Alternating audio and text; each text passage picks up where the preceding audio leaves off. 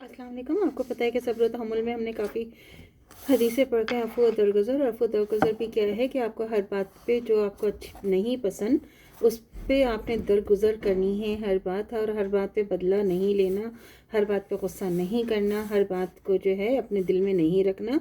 और जब आप इन चीज़ों पे आ जाएंगे तो इसका मतलब जो हमारे अल्लाह का हुक्म है, हमारे नबी ने जो सिखाया है उस पर कुछ तो अमल कर सकते हैं ना, ये मतलब है।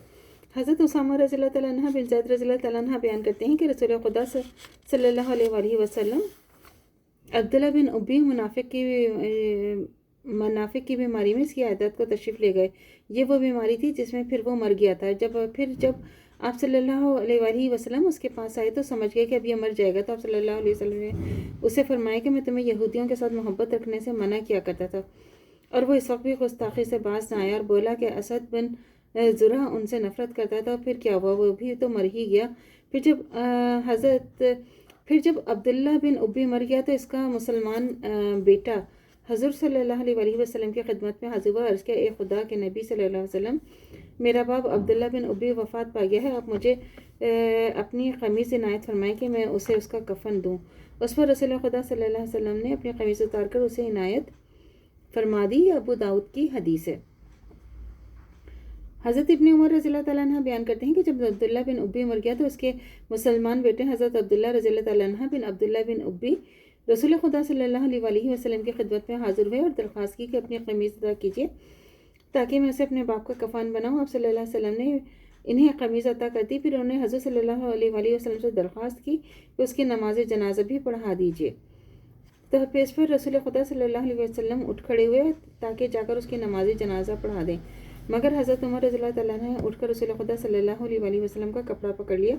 अर्ज़ किया, ए खुदा के रसूल सल्लल्लाहु अलैहि वसल्लम, आप सल्लल्लाहु अलैहि वसल्लम इस मुनाफिक की नमाज जनाजा पढ़ा रहे हैं, हालांकि खुदा ने आप सल्लल्लाहु अलैहि वसल्लम को इसकी नमाज जनाजा पढ़ने से मना फरमाया हुआ है। तो रसूल खुदा सल्लल्लाहु अलैहि वसल्लम ने फरमाया कि अल्लाह ने मुझे पढ़ने या ना पढ़ने का अख्तियार दिया है, क्योंकि उसने फरमाया है कि ए नबी सल्लल्लाहु अलैहि वसल्लम, तुम इनके लिए बख्शिश मांगो या ना मांगो, अगर तुमने इनके लिए 70 बार भी बख्शिश मांगोगे तो भी अल्लाह इन्हें हरगिज़ माफ़ नहीं करेगा।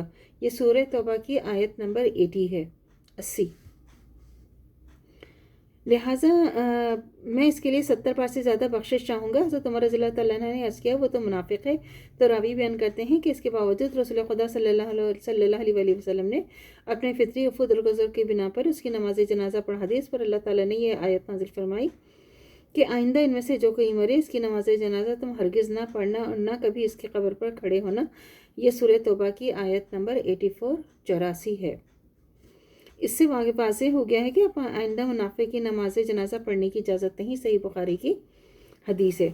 हज़रत आयशा रज़ियल्लाहु तआला अन्हा बयान करती हैं कि जब रसूल खुदा सल्लल्लाहु अलैहि वसल्लम को दो कामों में इख्तियार दिया जाता है कि आप सल्लल्लाहु अलैहि वसल्लम उनमें से उसे इख्तियार करते जो निस्बतन आसान होता, बशर्ते कि वो गुनाह ना हो, और अगर वो गुनाह होता तो आप सल्लल्लाहु अलैहि वसल्लम लोगों में सबसे ज़्यादा उसे दूर रहने वाले होते। रसूल खुदा सल्लल्लाहु अलैहि वसल्लम ने अपनी ज़ात के लिए कभी इंतकाम न लिया। हाँ, अगर अल्लाह ताला की किसी हुर्मत को तोड़ा जाता, यानी कोई ऐसा काम किया जाता जिसे खुदा ने हराम करार दे रखा, तो आप खुदा के लिए उसका इंतकाम ले लेते। सही बुखारी की हदीस है। तो अल्लाह ताला से दुआ करनी चाहिए कि जो हमारा ईमान है मरते दम तक कायम दायम रहे, खात्मा बिल खैर ईमान पर हो।